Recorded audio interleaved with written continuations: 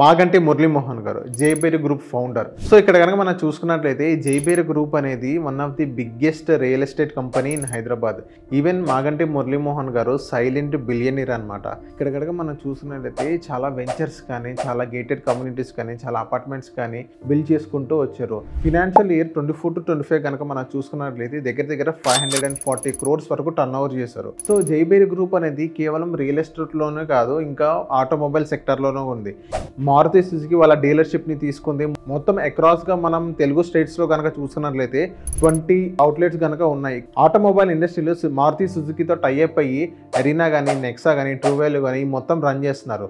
So ఇక్కడ మనం automobile ఇండస్ట్రీలో కూడా దగ్గర 880 crores వరకు టర్న్ ఓవర్ చేస్తారు in the financial year 24 to 25. Even Muralimohan గారు 6 years వరకు మూవీ ఆర్టిస్ట్ అసోసియేషన్ ప్రెసిడెంట్ గా కూడా వర్క్ చేశారు.